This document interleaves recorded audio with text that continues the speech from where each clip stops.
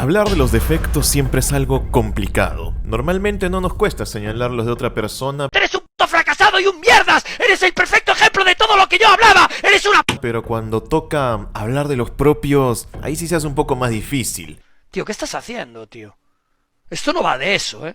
Ese ejercicio de introspección que nos hace mirarnos dentro de nosotros y a ver qué hay de malo. Bueno, si ya de por sí es difícil hacer eso en una persona, imagínate hacerlo con una selección que representa a todo un país. El día de hoy vamos a hablar de ese gran mal, ese gran defecto que arrastran cada una de las selecciones de las eliminatorias. Recordándoles que esto siempre lo hacemos sin el ánimo de ofender a nadie. Y que claro, esta solo es mi opinión personal. Cada uno puede tener su propia visión de ese gran defecto que tiene su propia selección. De hecho, los animo a que ustedes mismos lo pongan en los comentarios para poder leer sus puntos de vista. Vamos a ir uno por uno. Encontraremos defectos que van desde la soberbia hasta la falta de talento. Y para que digan que no tenemos favoritismos y que nos queremos meter más con unos que con otros, vamos a arrancar con la selección peruana. Puede ser difícil enumerar los defectos que tiene Perú como selección, recordando que nos estamos refiriendo en este video al equipo, no al fútbol de cada país ni a los clubes. Estamos hablando solo de las selecciones, porque si tuviéramos que enumerar todos los defectos del fútbol de cada país necesitaríamos mucho más tiempo. Con la selección peruana hay una gran variedad,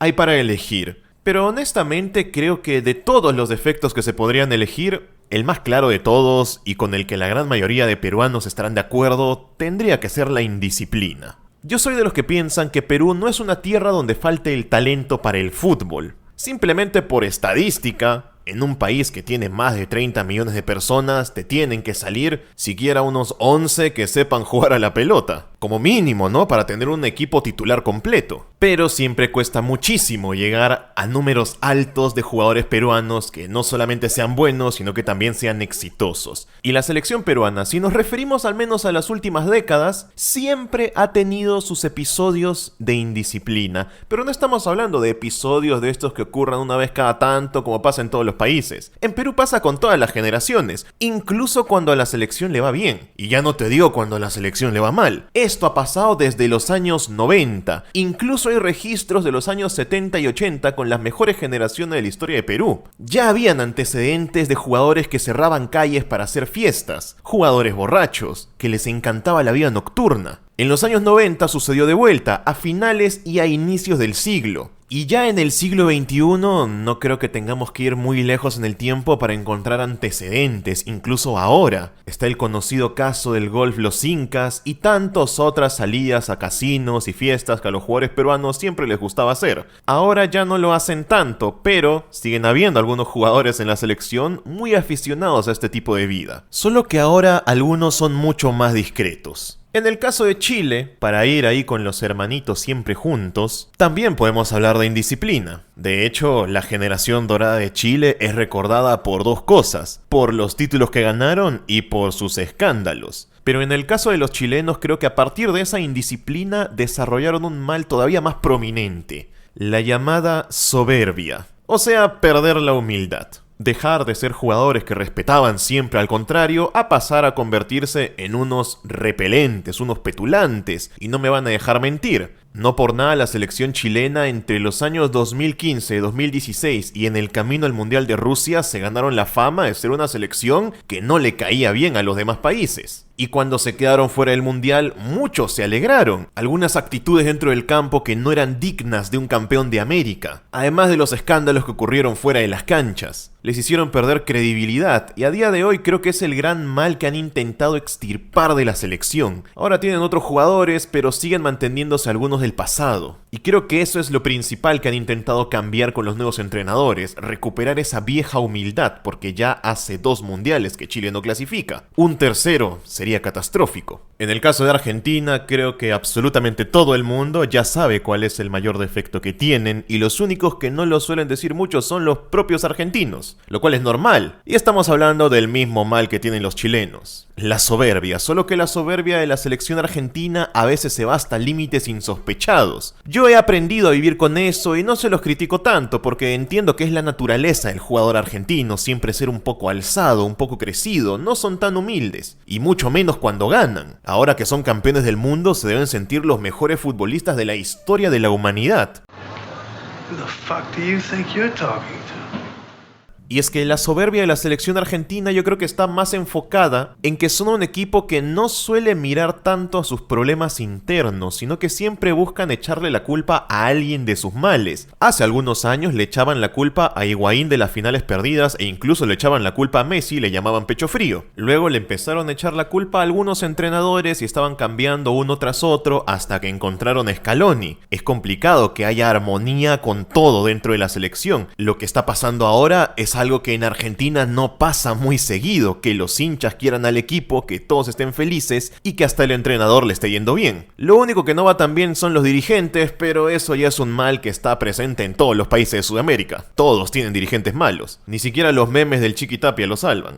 Y para cerrar la trilogía tenemos que hablar de Brasil. Si ustedes creen que la selección argentina o la selección chilena a veces puede ser un poco soberbia, es que no entienden lo que dicen en la selección de Brasil. Porque ser la pentacampeona del mundo inevitablemente te provoca que tus jugadores se crean mucho más de lo que son. Encima ellos tienen el suficiente talento como para demostrarlo, pero al final es esa propia soberbia la que les termina jugando en contra. Y es el principal motivo por el que no han ganado la Copa del Mundo desde hace más de 20 años. Brasil sí perdió la humildad hace mucho tiempo, y por eso selecciones que no son históricas los han eliminado más de una vez del Mundial. Siguiendo ahora con Colombia, tenemos un caso bastante especial, y es que a los colombianos creo que el talento no les falta. Las ganas de hacer las cosas creo que tampoco. Entonces, si tienen casi todo a favor, ¿por qué no pueden dar ese paso para convertirse en una de las más grandes de Sudamérica? Creo que la respuesta se cae de madura. Le falta creérsela más. Algunos lo podrían decir de manera un poco más fuerte y llamarlos pechofríos, pero yo creo que eso ya es demasiado. Pero sí es cierto que Colombia, cuando llegan los momentos cruciales, donde se define si pasan a ser de los mejores o se quedan en un término medio, casi siempre fallan. Han tenido oportunidades para convertirse en uno de los grandes y las han desaprovechado. Y con Ecuador tenemos algo muy parecido. De hecho, son dos casos casi hermanos. Allá por el 2014, Colombia estuvo muy de moda y ahora Ecuador está muy de moda. Sin embargo, cuando les tocó ir al Mundial y tenían que salir a demostrar por qué son la revelación de Sudamérica, no lo hicieron. Les pesó un poco la situación. El mismo mal que tuvo la selección Colombia, que en su Mundial lo hizo mucho mejor, pero que luego no supieron dar el siguiente paso. El paso que tenía que dar Ecuador era hacer una gran copa en 2022 y no lo consiguieron, porque cuando las papas quemaban no supieron qué hacer y se fueron eliminados, superados por el contexto, y eso es lo que tienen que solucionar igual que los colombianos.